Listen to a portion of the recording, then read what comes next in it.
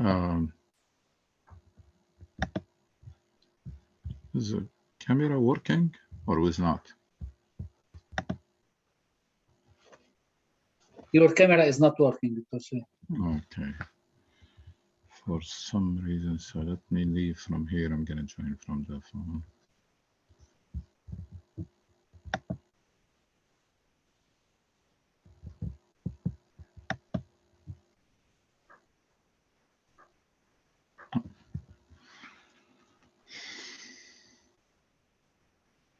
طيب.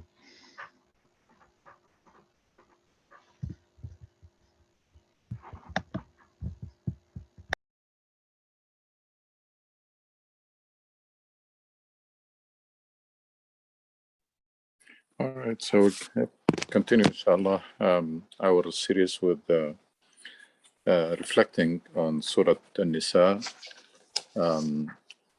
Again, as I always try to remind ourselves about the context and the big picture.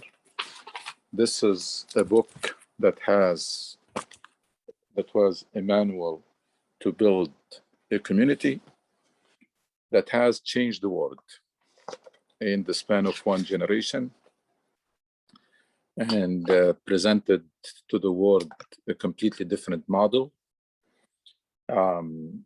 So we have to keep this in mind always. It's a manual of training and empowerment and guidance and inspiring individuals and community to do a job, to fulfill a mission. And that tells you why the moment we abandoned or neglected that mission, we lost one, the drive to learn Quran and to study it, and two, the whole Islamic paradigm has collapsed. And even when we do read the Quran and study, it does not have a big impact and big effect on us. First of all, we do it usually the wrong way because we focus on quantity and we read Quran for barakah and for rewards, not for guidance. And second, we read, we don't study, we don't reflect, and therefore we don't get much out of it. That was not the case in the early days of Islam. In the early days of Islam, we have individuals who made a full commitment to a big life mission and to big goals to achieve on earth. And they wanted guidance. They wanted direction on how to do this job and how to fulfill this, how to achieve those goals. So that's why they were eager to receive Quran. So when they hear that there are some new verses that were revealed to Prophet Muhammad ﷺ, they rush to learn them and study them and implement them. And they used to have halaqah like this one, doing that. It's basically studying the new verses that were revealed. And of course, studying means to understand them and to see how best to implement them. And that's what we're trying to revive. And we're trying to rebuild that construct, that Islamic construct, from committing Muslims to that mission and help them understand it and rediscover it and help ourselves. And then so that the whole thing will kick off. The whole process will kick off. Once you commit the mission, you're going to need some direction and guidance, which you're going to find in the Quran. So be motivated to study the Quran. And also once you commit to that mission and strive to fulfill it, the mission is big, it's very demanding, very taxing, and therefore you're going to need a lot of spiritual energy, which you can get it only from the Quran and from Salah, etc. So the whole thing, all the pieces of the puzzle will fall in place if we just commit Muslims to that mission, and therefore they understand it, understand the scope of it, and then commit to fulfill it, and then the whole thing is going to work out. I think we reached the verse of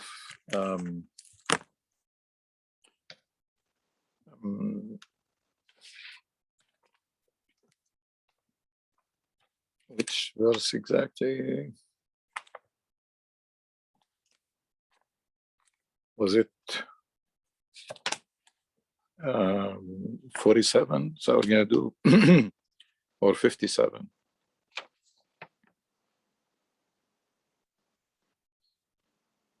Let's do the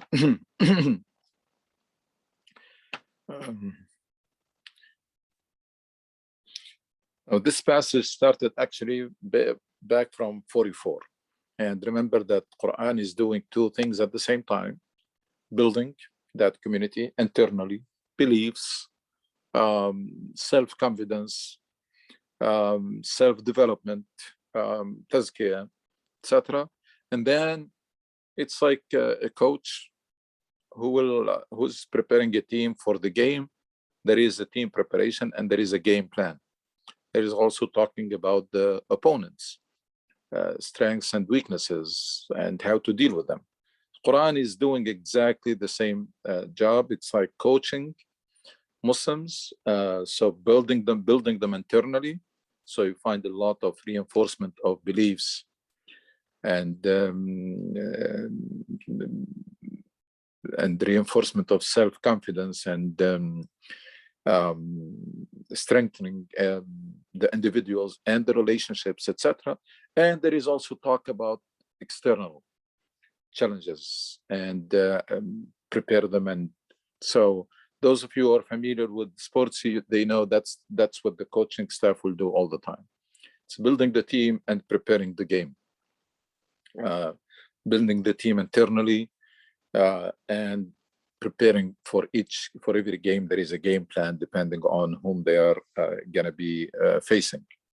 So I'm going to go quickly. I know that we covered most of these verses, but ألم تر إلى الذين أوتوا نصيبا من الكتاب يشترون الضلالة ويريدون أن تضلوا السبيل. So we are in 44, verse 44.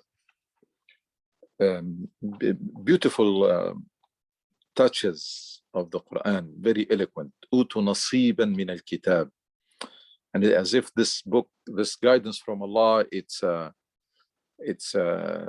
full package that they get some of it, and now when we completed the rest for them, they rejected it. So how come you accept the first chapters and then you don't accept the next one, even though you are claiming that you are people of the book and that you are following the book? أوتوا نصيبا من الكتاب. So have you not considered how those who were given a share of the scripture, part of it,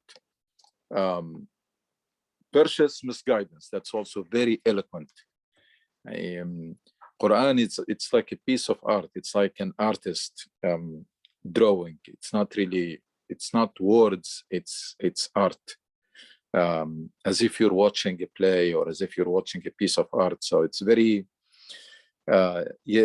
people are purchasing misguidance. Can you believe it? Somebody purchased misguidance. As if they were guided, they know this is the truth, but they are using that part of the guidance they were given to purchase misguidance. And want you believers to lose the right path. Some people who are given a piece of the guidance, so they are supposed to be the first one to accept it. Now they purchase misguidance, and not only that, but also they try to prevent you from being guided. So it's not only it's not appropriate for them to be misguided. It's even, they went even further. which is وَيُرِيدُونَ أَن تَضِلُّوا السَّبِيلَ, and want you believers to lose the right path.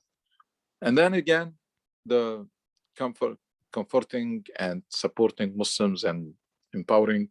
Allahu a'lamu bi'a'da'ikum wa kafa billahi waliyan wa kafa billahi nasira. Because the previous verse can be shocking. I mean, how come the people who are supposed to be the first one to welcome this message are the ones who rejected, and also they work to mislead people and misguide them. So that can have big effects. So comes the next verse is to reassure Muslim and comfort them.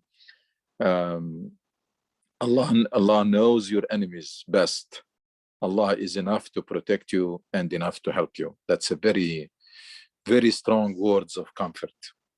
That Allah knows what they do, knows your enemies, and then Allah is enough to protect and enough to help you. It's amazing. This is something that you should probably keep always. وَكَفَى بِاللَّهِ وَلِيًّا وَكَفَى بِاللَّهِ نَصِيرًا. It's like when you say حَسْبِيَ اللَّهُ وَنِعْمَ الْوَكِيلُ, sufficient. Allah is for me. This is very similar. وَكَفَى بِاللَّهِ وَلِيًّا وَكَفَى بِاللَّهِ نَصِيرًا. أَلَيْسَ اللَّهُ بِكَافٍ عَبْدَهُ وَيُخَوِّفُونَكَ بِالَّذِينَ مِن دُونِهِ. In another verse, Allah subhanahu wa ta'ala says, isn't Allah sufficient for his servant? أَلَيْسَ اللَّهُ بِكَافٍ عَبْدَهُ وَيُخَوِّفُونَكَ بِالَّذِينَ مِن دُونِهِ. And then goes back so there is an interjection in the middle to comfort people that you have all the help and support if you fulfill this job, regardless of the challenges that you're going to face and the attacks, etc. And then comes back to describe also their ways, or the way that what should expect. من الذين هادوا يحرفون الكلمة عن مواضعه ويقولون سمعنا وعصينا واسمع غير مسمع وراعنا ليا بألسنتهم وطعنا في الدين ولو أنهم قالوا سمعنا وأطعنا واسمع وانظرنا لكان خيرا لهم وأقوم ولكن لعنهم الله بكفرهم فلا يؤمنون إلا قليلا. Again, I really wish that majority of Muslims start really to appreciate and enjoy reading Quran and studying it, because it's not a burden, and it's not something that you do it so that you can get something back. It's reading it, it's a joy, and it's a lot of great joy and satisfaction, and it's an amazing book. Some Jews distort the meaning of revealed words. They say we hear and disobey, and listen, adding the insult. May you not hear, and ra'ina, look at us, twisting it abusively with their tongues so as to disparage religion. I mean, these are tricks, twisting words, very childish. It's very silly and very childish in dealing with Rasul Sallallahu Alaihi Wasallam. It's not only inappropriate, but it's very silly and childish. Well, and then tell them what was expected from them, and what is it that they should have done. If they had said, we hear and obey, listen, and unzurna, look at us, but say it the right way and sincerely, that would have been better and more proper for them. So this is what they do. That's what they were supposed to do. And then this is the explanation why they end up doing that. But Allah has spurned them for their defiance. They believe very little. ولكن لعنهم الله بكفرهم فلا يؤمنون إلا قليلا. The la'an, spurning or cursing, meaning excluding someone from the mercy of Allah, and that's big. ولكن لعنهم الله بكفرهم فلا يؤمنون إلا قليلا. يا أيها الذين أوتوا الكتاب آمنوا بما نزلنا مصدقا لما معكم. Again, calling them with the better names, those, just to remind them, people of the book, those who have been given the book, believe in what we have sent down to confirm what you already have. آمنوا بما نزلنا مصدقا لما معكم. First of all, because you are people of the book, and because this is something that we revealed, Allah revealed. And third, because it confirms what you already have. Can you believe Quran put these three loaded concepts in few words? يا أيها الذين أوتوا الكتاب. I mean, encouraging them or enticing them to do the right thing. آمنوا بما نزلنا. That's believe in what we have revealed. The same God who revealed your book is the one who revealed this. And it's confirming what you already have. And if all of these incentives did not work, then of course comes the warning. من قبل أن نطمس وجوها فنردها على أدبارها أو نلعنهم كما لعنا أصحاب السبت وكان أمر الله مفعولا. Very powerful and strong language after very strong incentives. So we encourage you to do this. This is coming from Allah, the same God who revealed your book. It's confirming what you already have. All of this should make you believe. Now, if you don't, if that all of this did not work, then before we wipe out your faces or your sense of direction, depending on your take the literal meaning, or turning you back or reject you as we rejected those who broke the Sabbath. Allah's will is always done. وَكَانَ أَمْرُ اللَّهِ مَفْعُولًا. Very strong language. That's the nature of Quran. Tells you what you're supposed to do, what are the expectations, give you a lot of incentive to do it, and encouragement and support, but also warn you against not doing it, keeping in mind that you're not doing it for anybody. That's for your own best interest. It's not that you're doing Allah a favor or Allah needs anything from you or anything. It's Allah is guiding you to what is good for you in this life and in the hereafter. Of course, Ashab al-Sabti, those who played around the Sabbath, those who were not supposed to fish on Saturday, and they used to try to outsmart the system. Which is very inappropriate to deal with Allah subhanahu wa ta'ala. إن الله لا يغفر أن يشرك به ويغفر ما دون ذلك لمن يشاء ومن يشرك بالله فقد افترى إثما عظيما. It's amazing. Here stating the general rules that what they are doing. First of all, this is, by the way, it was very big at that time. The mushrikeen was, the Arab were the mushrikeen. The Arabs were the ones who are the idol worshippers, and the Jews are the people of the book, the religious people. And Quran here, and as I mentioned before, this has caused a lot of intimidation. Always keeps the Arab, keep the Muslims at that time on the defensive and vulnerable, and can be intimidated because all their lives, generation after generation, they were looking up to the Jews as the people who are the knowledgeable and the people who have the religion, and themselves, they have nothing to do with this.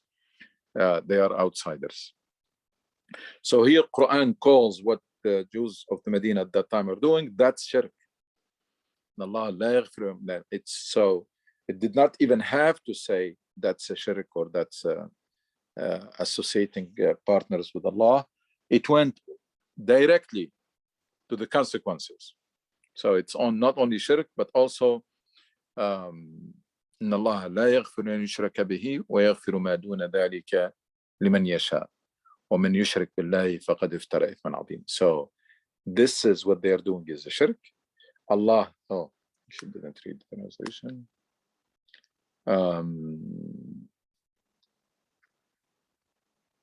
Allah does not forgive. By the way, Allah's will is always done. That's big. وَكَانَ أَمْرُ اللَّهِ مَفْعُولًا means that you'd better not stand in the way, because at the end of the day, it's going to happen. So وَكَانَ أَمْرُ اللَّهِ مَفْعُولًا. Allah does not forgive the joining of partners with Him. Anything less than that, He forgives to whoever He will. But anyone who joins partners with Allah is lying and committing a tremendous sin. That's stating the record straight, setting the record straight that Allah does not forgive associating partners with Him, and then He forgives to whoever He forgives. Anything less than that, He forgives to whoever He will. That's also big. We're talking about absolute power and transcendent power that He forgives to whoever He will. And Allah is not to be asked about what He does, because we know that He is the just and His justice is absolute. And that's what is going to be confirmed.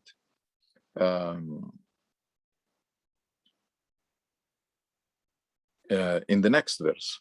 We're going to be confirmed exactly in the next verse. So what they're doing is shirk. Allah is not going to forgive it. That's a very strong message of empowerment and inspiration for believers at that time.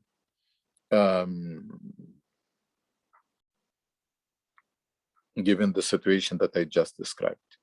And then whoever commits associate partners, he has committed tremendous sin. أَلَمْ تَرَ إِلَى الَّذِينَ يُزَكُّونَ أَنفُسَهُمْ بَلِ اللَّهُ يُزَكِّي مَنْ يَشَاءُ وَلَا يُظْلَمُونَ فَتِيلًا. This is a trap that Jews fell in, and unfortunately Muslims were warned against, and they also fell in the same trap, which is the chosen people, to believe that you are the chosen people. So have you considered those who claim purity for themselves? No, Allah purifies whoever He will. No one will be wronged by as much as the husk of a date stone. Inna Allah alam tara alladhina yuzakkuna anfusahum. So pointing to those people who are claiming special status. And we know that there are some Muslim groups, but there are also lot of Muslims who think that they are, because they are Muslims or because they were born to Muslim parents or Muslim family, that gives them special status regardless of what they do. That's the thing that Quran is warning us against here. أَلَمْ تَرَ إِلَى الَّذِينَ يُزَكُّونَ أَنفُسَهُم. You should never take anything for granted. You should never claim any special status. At the end of the day, there is individual accountability and responsibility.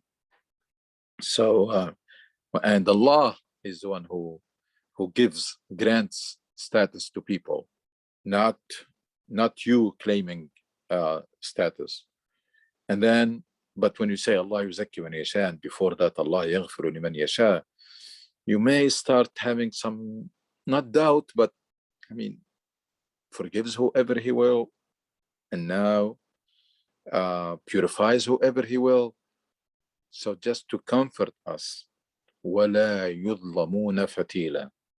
So be very rest assured. Yes, Allah forgives whoever He will and purifies whoever He will, but Allah does not.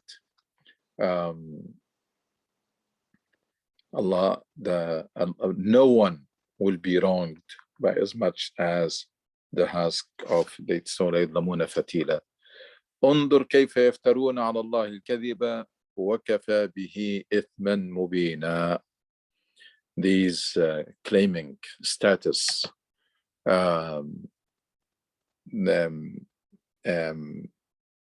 is كذب, lying on Allah, and that's lying on Allah is sufficient sin.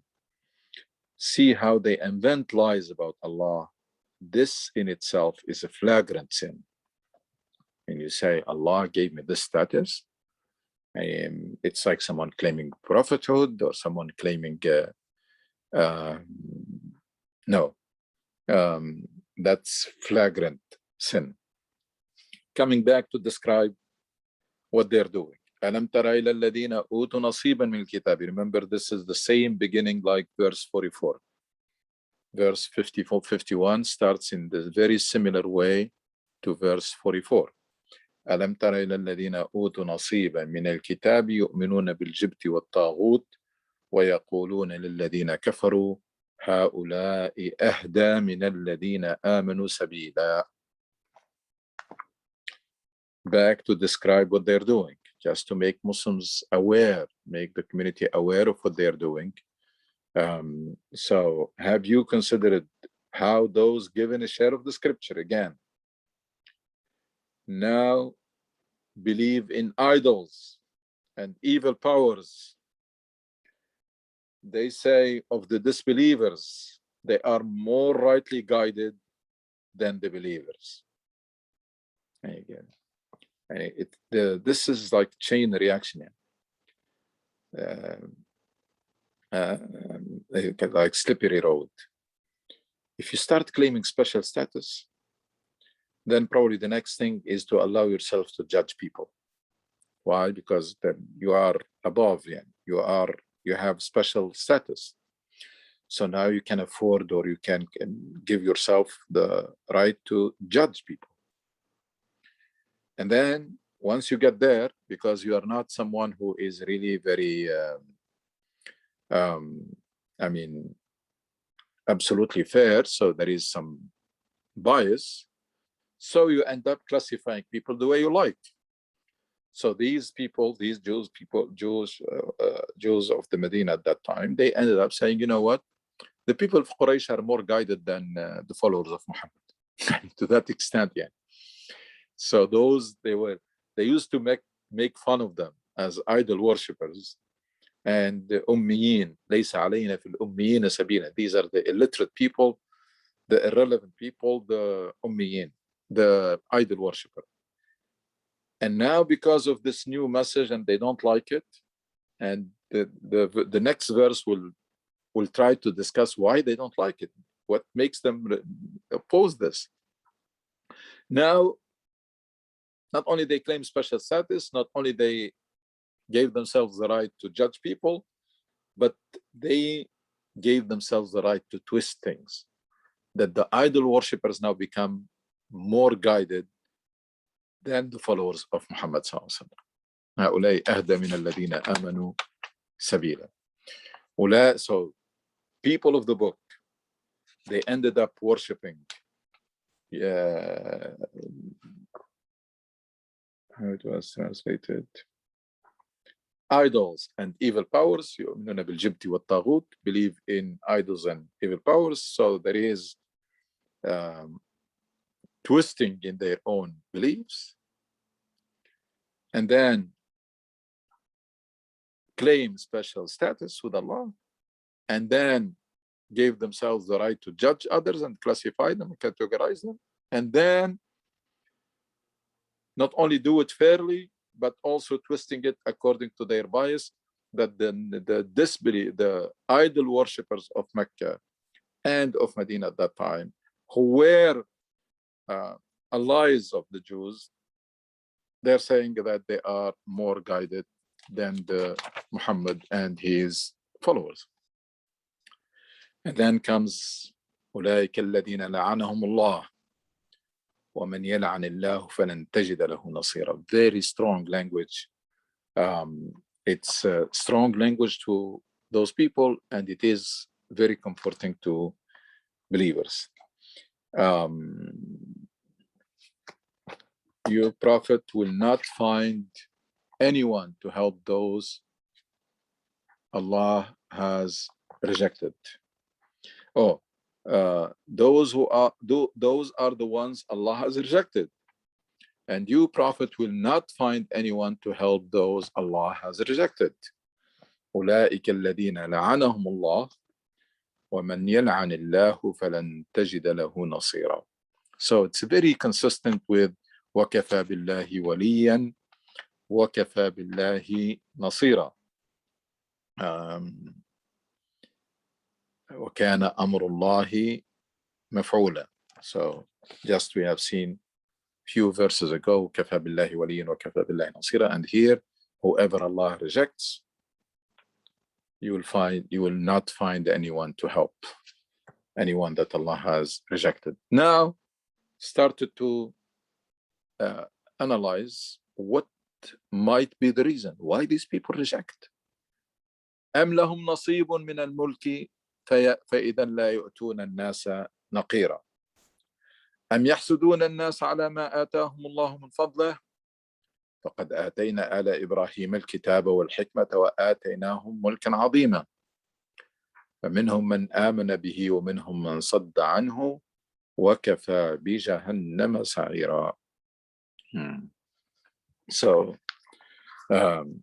again, it's a dialogue. It's like some analysis to try to why these people rejected the message. One possibility or possible scenario. Do they have any share of what Allah possesses? Are they partners of Allah, so that they give themselves this status and they can accept or reject, or they can judge others? أم لهم نصيب من الملك? If they did, if they had share of what Allah possesses, they would not give away so much as the groove of a date stone. So strong. Are they allowing themselves to do this because they think, or they are under the impression that they have a share of what Allah possesses? They are sharing with Allah His kingdom and His exclusive domain, so that they can allow themselves to do something that is reserved exclusively for Allah. And we know that some Muslims are doing the same. Some Muslims today, they are doing the same. And then what? If that was the case, they would not give people anything. That's just to tell that how miserly they are. أم يحسدون الناس على ما آتاهم الله من فضله. What's the second reason? First possible reason, are they under the impression that they have a share, any share of what Allah possesses? Second, do they envy other people for the bounty Allah has granted them? Are they they found it too much for the Arabs at that time to be a receiver of the message? أم يحسدون الناس على ما آتاهم envy? Why? But Allah, if you believe in Allah, we believe that Allah does what He will, and nobody is in a position to tell Allah this is what you should do, and this why you did this and why not. لا يسأل عما يفعل. So are you complaining or objecting to the fact that Allah revealed the message to Muhammad and therefore to the Arabs at that time, not to you? But you have been given so much before. فَقَدْ آتَيْنَا آلَ إِبْرَاهِيمَ الْكِتَابَ وَالْحِكْمَةَ وَآتَيْنَاهُمْ مُلْكًا عَظِيمًا. In several places in Quran, Allah subhanahu wa ta'ala reminds the Jews of what all His favors. So in this verse also is telling them that you have been given so much favors since the time of Ibrahim alayhi salam.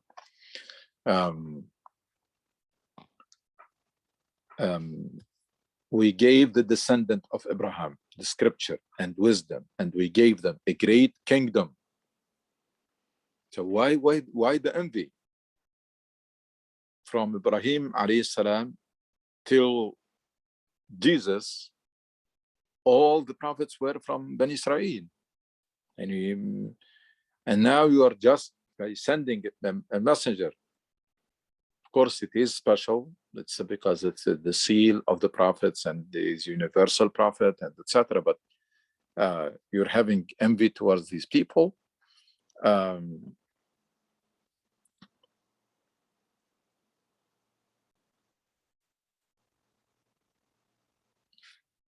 قال موسى لقومه اذكروا نعمة الله عليكم جعل فيكم أنبياء وجعلكم ملوكا وآتاكم ما لم يؤت أحدا من العالمين.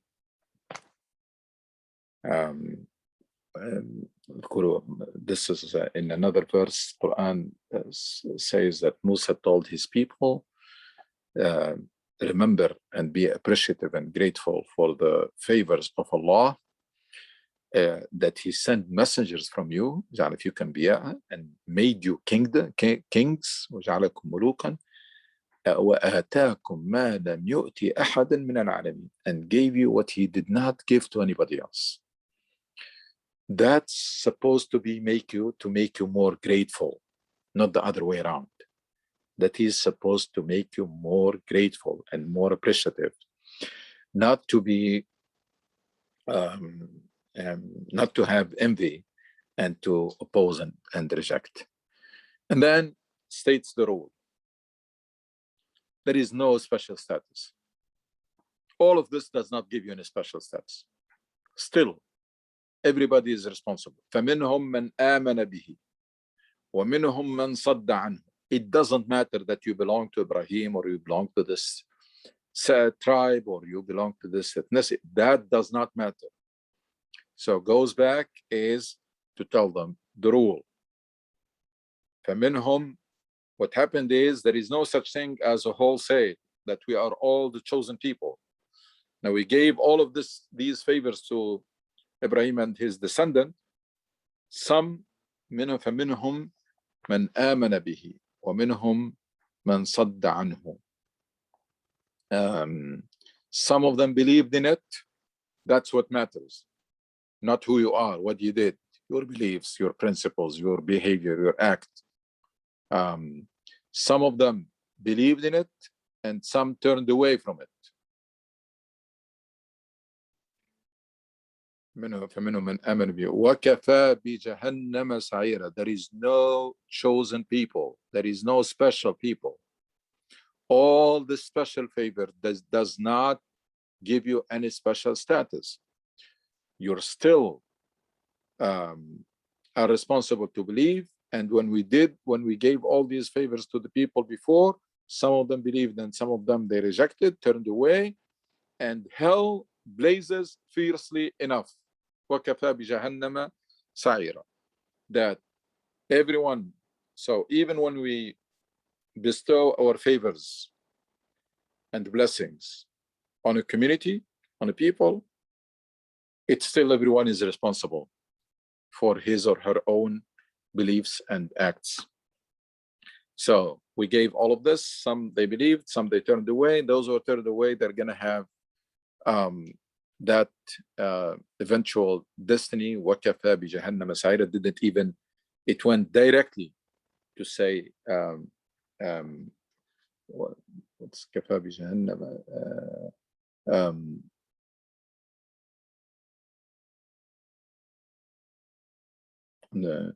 hell blazes fiercely enough. So there is a short statement or sentence here that was removed. I mean, it was not mentioned, but it is understood, it is implicit that these are going to end up in hellfire, and hell blazes enough, fiercely enough.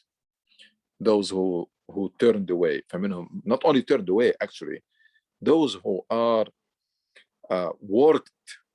opposed and worked against this message, because Quran, and there is a difference between Quran warns even those who reject faith, but that's But there is a different situation. It's when someone opposes and try to mislead others.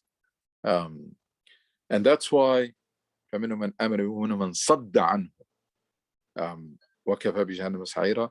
And then comes these very strong verses of punishment.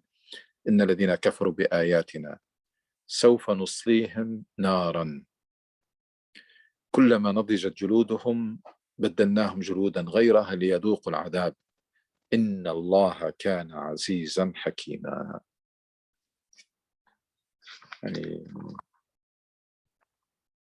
As for those, when we shall send those who reject our revelations to the fire. So basically, this sentence probably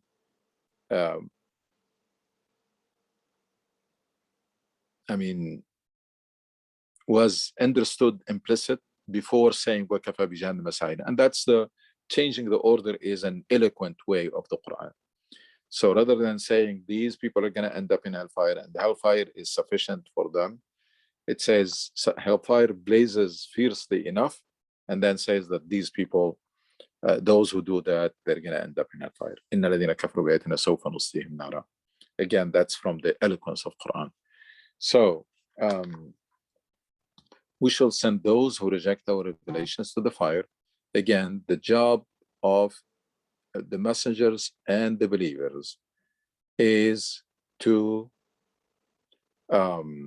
convey the message, is to tell people what they're not to do anything beyond that, to tell them this is Allah is inviting you to believe, to do this, and warns you against doing that.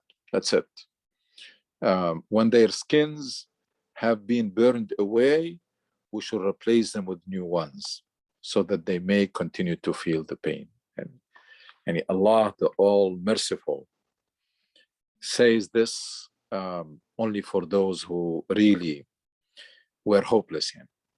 So when He says that we to replace their skins so that they continue to feel the pain, and then of course before we go far and start thinking how come Allah says this, that He's doing this to them so that they continue to feel, but then Allah is mighty and wise. And you know that if Allah does this to people, they not only deserve it, but they also missed a lot of chances and a lot of opportunities, because Allah loves people, and Allah loves the best for people, and Allah wants everybody to be guided.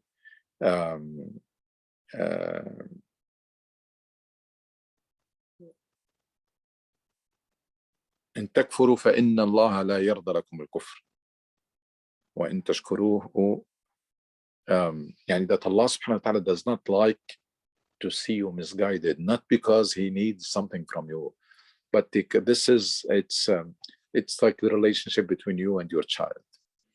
It's you feel a lot of pain when you see your child not doing good job in school and they're not on the right track, and you are thinking day and night of what can you do and what is it that you can do, and you're working day and night to be able to probably afford tutoring or mentoring or anything extra so that you get your child to be on track.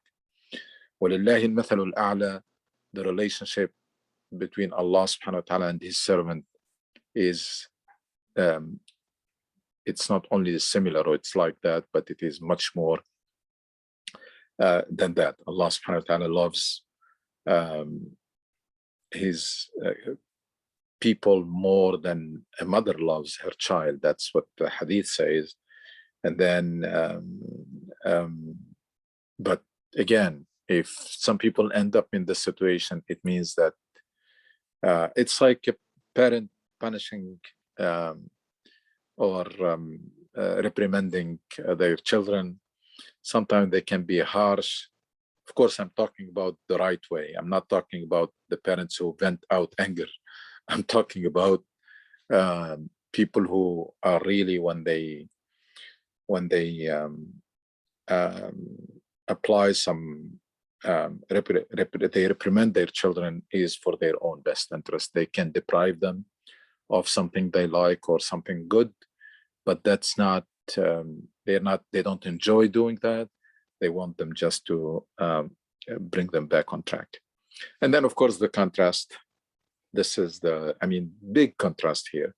There is naran and julud, but changing skin, and so that they feel the pain. And then a beautiful description of the people in heaven. والذين آمنوا وعملوا الصالحات سندخلهم جنات تجري من تحتها الأنهار خالدين فيها أبدا. Same. The other ones, they keep replacing their skins, and these are, they're going to perpetuate the خالدين فيها أبدا. لهم فيها أزواج مطهرة وندخلهم ظلا ظليلا. It's a big contrast between that fire that blazes fiercely enough and that the skins that are burned and changed, and then here we have this ظلا ظليلا. As for those who believe and do good deeds, we shall admit them into gardens graced with flowing streams, and there they will remain. So, word for word, almost contrast. Fire and blazing and replacing skins and pain, and here gardens, flowing streams, they will remain. They will have pure spouses there, and we shall admit them into cool, refreshing shade. Fire that blazes fiercely enough, and skins that are burned and replaced so that they feel pain. And then here we're talking about gardens graced with flowing streams, and we're talking about we shall admit them into cool, refreshing shade. By the way, every time you may think that we already have these things in this life, or at least some people have them, or we have access to them, that just remember that in heaven, there is things in heaven are like nothing you have ever seen or tasted or heard of. فيها ما لا عين رأت ولا أذن سمعت ولا خطر على قلب بشر.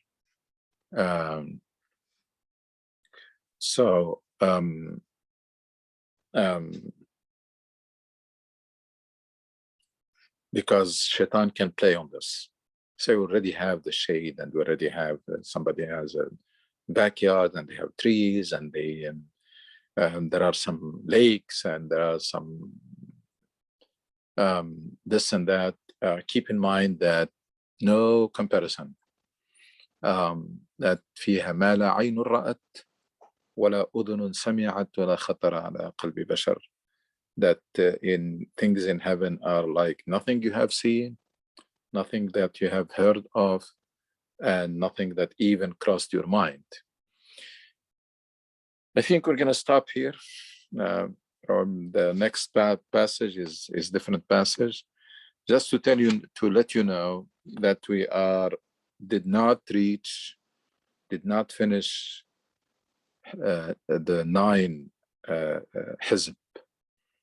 And the Quran has 60 of them. And we're not really dwelling a lot into details. And with all these weeks, we are at half the 9th part out of 6 parts, 60 parts. يعني نصف الحزب التاسع, half the 9th part of the Quran out of 60 parts. 60 hizb.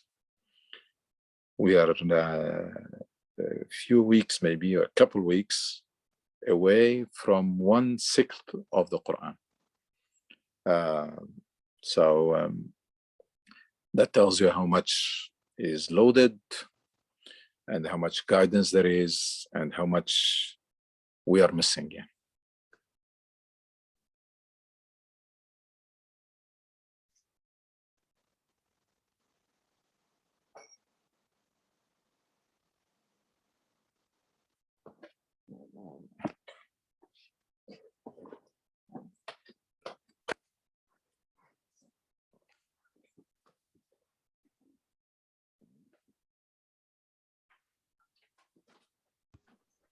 Assalamu alaikum, Doctor.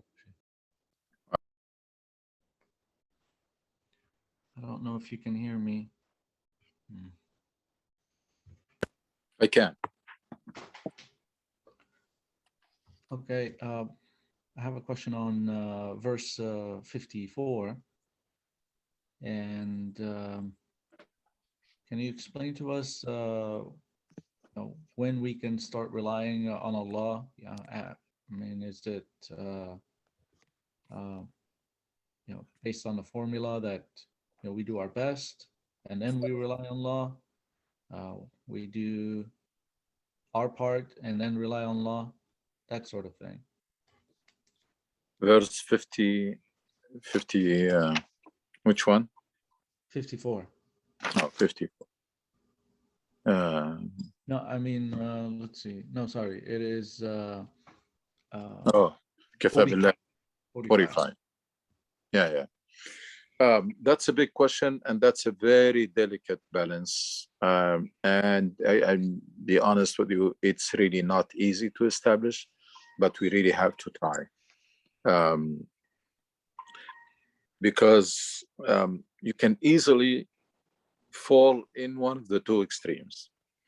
How can I, when I am planning, as if I'm relying on my plans?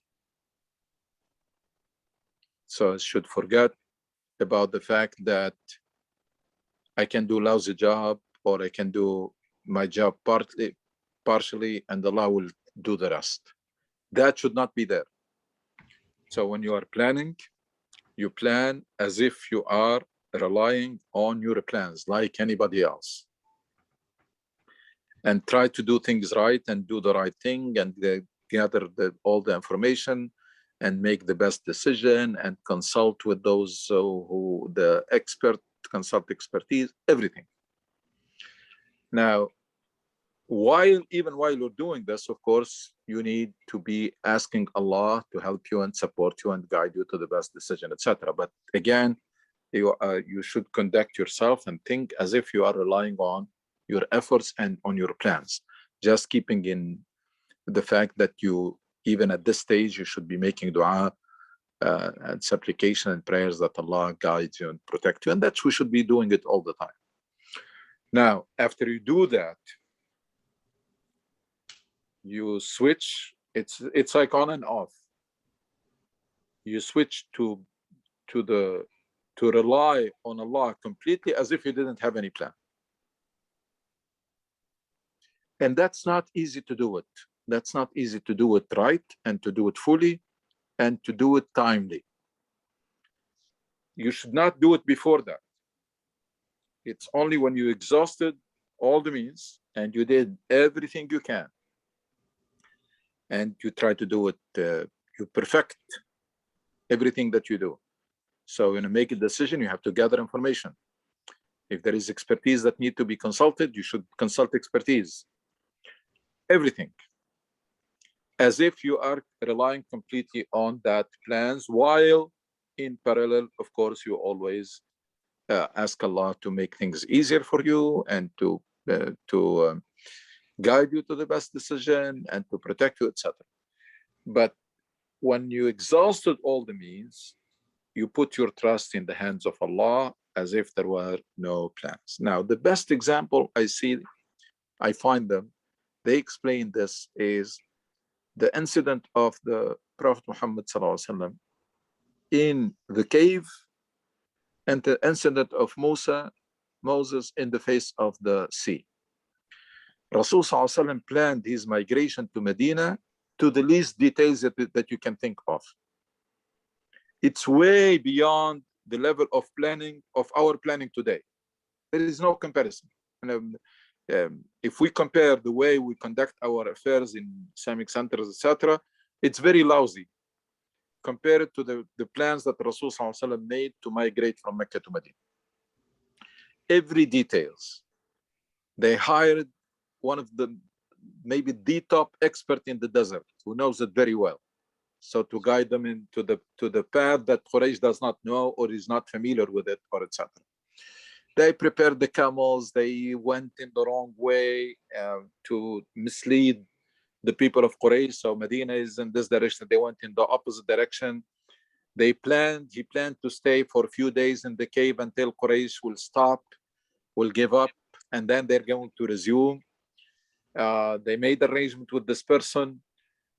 He arranged with Abu Bakr Siddiq, son and daughter, to bring them food and especially the news. They arranged with the shepherd to clear the footsteps of the Abu Bakr Siddiq children. Amazing. And it's really as detailed and perfect of a plan as it can be. With all of that, Quraysh managed, while they are on the cave, to arrive to the cave. Because also these people are masters of the desert. They managed to come, and they were around the cave talking. So Abu Bakr Siddiq said, if they look down, they're going to see us. We're gone here. And here Rasul made that switch. All the plans are done, but now they put all his trust in the hands of Allah. ما بالك باثنين الله ثالثهما. What do you think is going to happen to two people? Allah is their third. يقول لصاحبه لا تحزن إن الله معنا. Don't worry, Allah is with us. But he did not say it earlier. He did not say it when they are planning and they say, no, we can afford not to do this because Allah is with us. That's the wrong way to do it. And of course, Musa alayhi salam, same thing. It's fleeing, Pharaoh, and then they were caught. I mean, Pharaoh chased them and they found themselves facing the sea, and Pharaoh is coming close. His people saying, that's it. We're doomed. قال كلا إن معي ربي سيهدين. So إن الله معنا, Allah is with us. Here Allah is with me, and He will make a way for us out of this. كلا إن معي ربي سيهدين. That's the switch, with full confidence that it's over, that there isn't much. And then these two incidents, just to get this idea of tawakkul, because it's one of the most delicate concepts that majority of Muslims are missing it, because they fall in one of the extremes, and the two extremes. This principle or concept is reinforced by, in the same incident of Musa alayhi salam, when Allah asked him to hit the sea with his stick. What does this going to do? But still, that's the only thing that Musa can do. Musa at that time has only that's the only tool in his hand. So he was asked to use it. And the message is for us. As long as you still can do something, you should do it. Don't think or say, no, I don't need to do anything because because we are doomed, or Allah will take care of it. No. So Allah revealed to him to strike the sea with the, and then of course Maryam and the delivery of Isa alayhi salam. وَهُزِّي إِلَيْكِ بِجِذْعِ النَّخْلَةِ تُسَاقِطْ عَلَيْكِ رُطَبًا جَنِيًّا. The woman is delivering, and she's under a lot of stress because of what she's gonna face, going back to her family, to her people. And so in all of this, and here she was ordered to try to shake the tree so that she can get the dates. وَهُزِّي إِلَيْكِ. طيب, Allah subhanahu wa ta'ala could have brought the dates to Maryam without her shaking the tree or doing anything. And Allah subhanahu wa ta'ala would have split the sea for Musa, did not need that. But the message is for us. The message, because Quran is teaching us through those stories. The message is for us. Relying on Allah is when you exhaust the means, and as long you still can do something, that's still your part. Allah takes care only of the parts that are beyond your means. وأخرى لم تقدروا عليها قد أحاط الله بها. Allah subhanahu wa ta'ala in Surah Al-Fath. وأخرى لم تقدروا عليها. There is something that it was beyond your capability. That's Allah will take care of it. وأخرى لم تقدروا عليها قد أحاط الله بها. And Muslims, of course, learn this the hard way when they violated the plan in the Battle of Uhud. They had a very bad defeat. There was no such thing that we can come down from the mountain and Allah will protect us. No, there is no. That's the wrong way to understand this, the concept of tawakkul. And as long you're doing it right, then comes this verse, وَكَفَى بِاللَّهِ, Allah is sufficient for you. وَكَفَى بِاللَّهِ وَلِيًّا وَكَفَى بِاللَّهِ نَصِيرًا. Sufficient for you in the matters that are beyond your capability. And of course, sufficient for you to guide you to the best decision and to protect you and to put barakah and blessing in your wealth and in your time, etc. Assalamu alaikum, Dr. Sahel. Wa alaikum assalam wa rahmatullahi wa barakatuh. My question is on how do you respond when people, how do I say, like when the verses are taken out of context in the way the Jews were warned, and they claim that Quran is anti-Semitic. It speaks very harshly about the Jews. There's so much hatred, things like that. So how do you explain that? It's very hard to explain anything to someone who does not believe in Allah, because the very concept of God in Islam, and actually in other religion, in some other religions, is that it's the one whom is not to be asked about what they do, what he does. It's hard to answer or to explain. And I don't like the apologetic approach or the defensive. This is Allah dealing with his people. And nobody, it's like you dealing with your children and somebody is interfering and say why you are harsh on your children. This is Allah dealing with his people. He loves them. He doesn't like what they do. He warns them against some things that they have done or they are doing.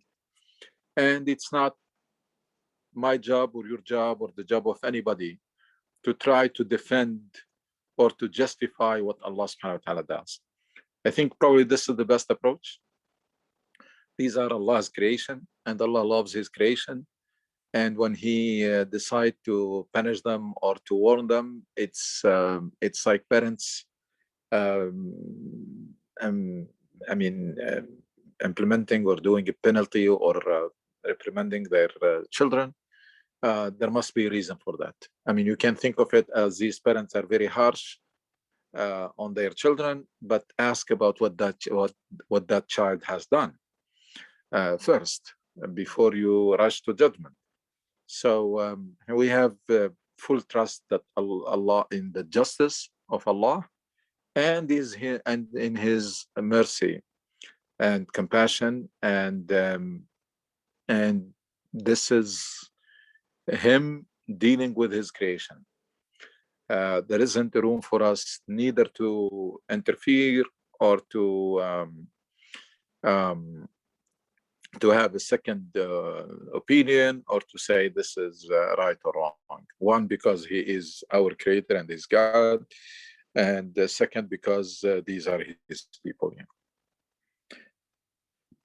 If you want to go step beyond that, a lot of things that were mentioned about the Jews were not mentioned about Jews in general, as were mentioned about the Jews of that time who were doing these things already, and the Jews, some Jews of the past who have done those things.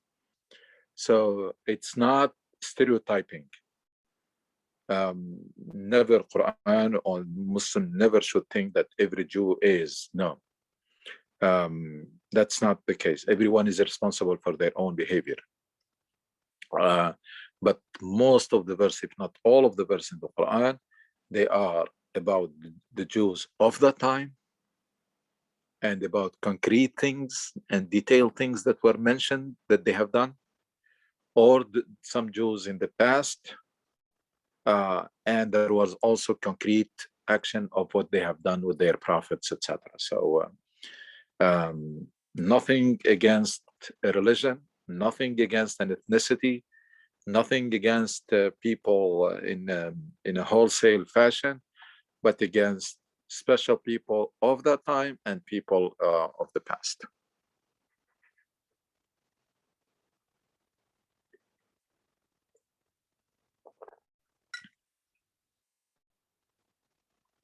شكرا جزاك الله خير. جزاك الله خير.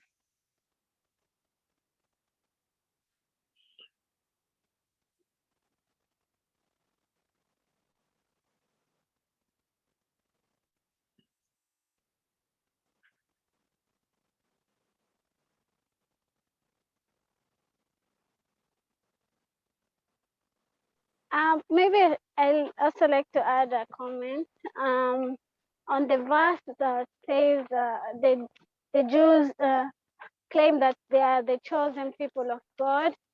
I had an explanation about that.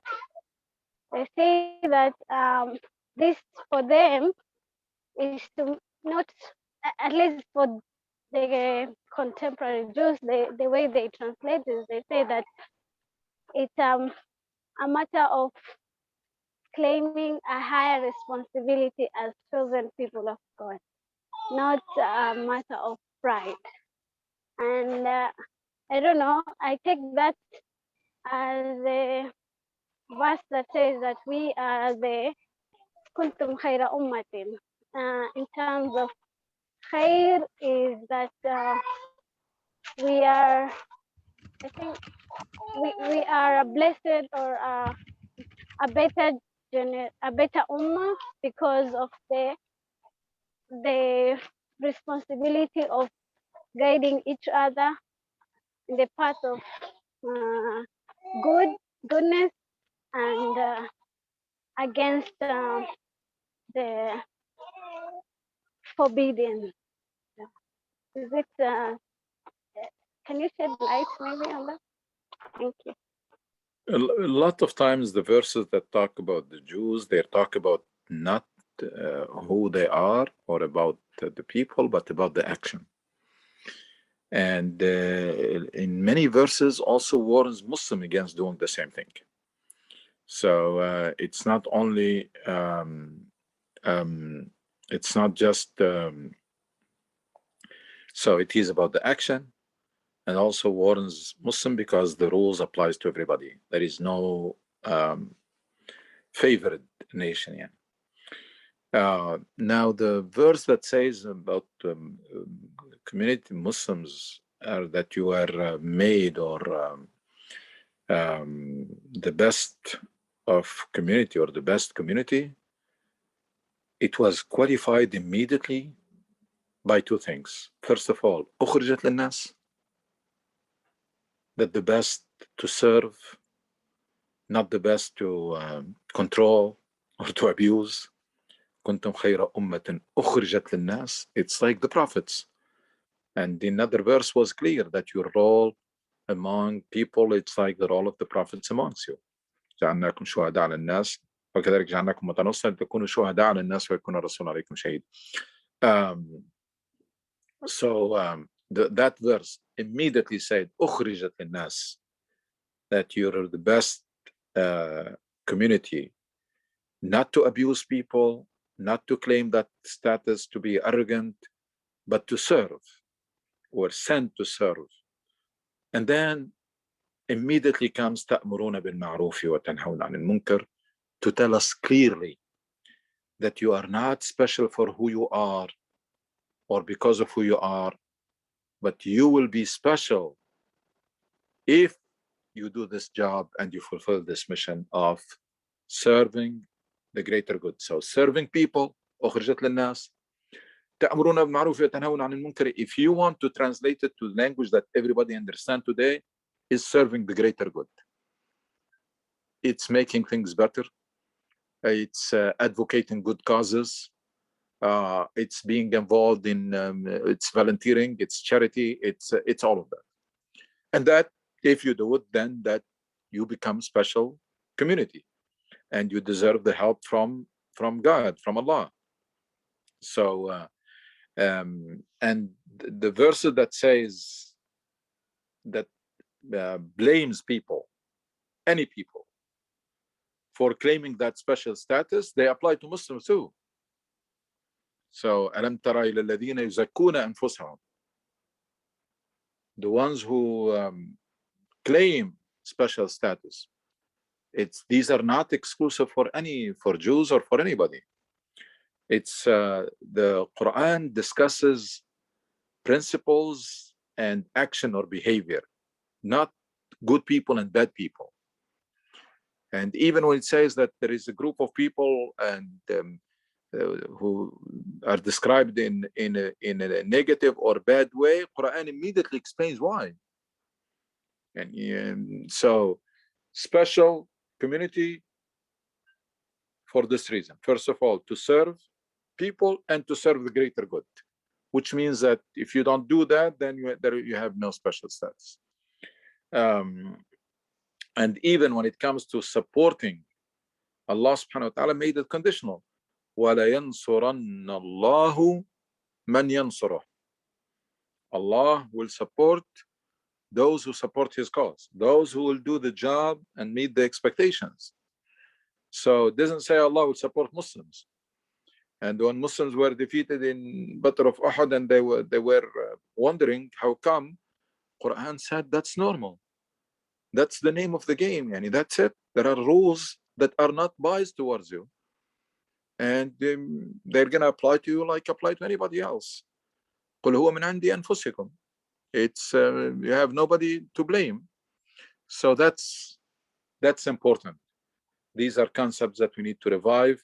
First of all, we need to help Muslims getting rid of this idea of being special people or favorite people or chosen people or anything. No. And when Quran warns and says this was something wrong that the Jews has done, the message is for us not to do it.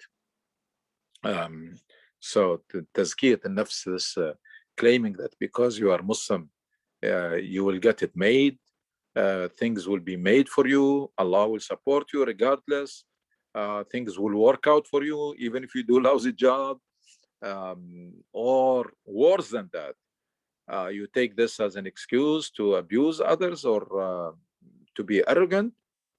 No. So Quran is very clear, talks about action and behavior and principles and beliefs that makes people, gives people the status with Allah. Inna akramakum indallahi atqakum.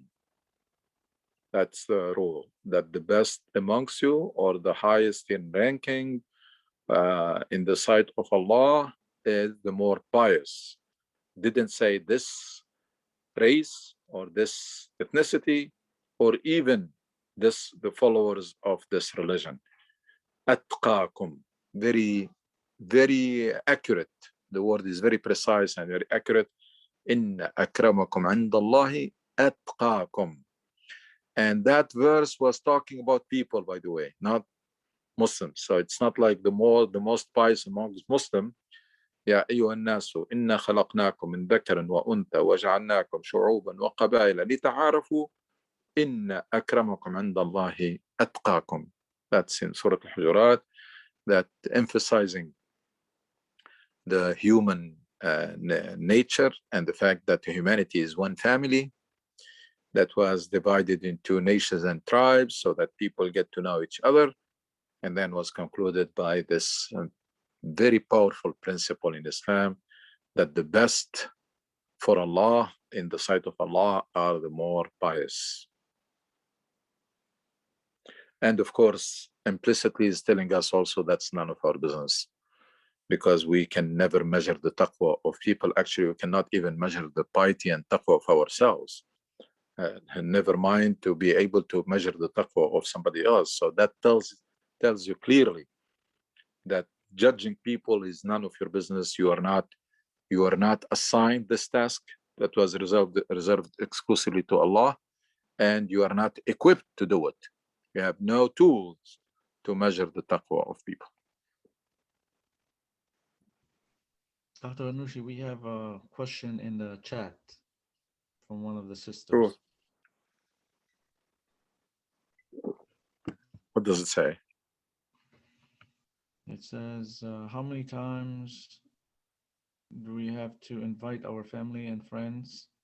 One-time reminder is good enough, or do we have to consistently invite all the time? I believe if we invite and remind about Deen with them, they think that pretty much I'm begging them to follow Deen. This is the way it was written. So I think the question for us, not for Dr. Suad Al-Nushi, the question for us to ask our friends to join us every Sunday. That's what I understood from him.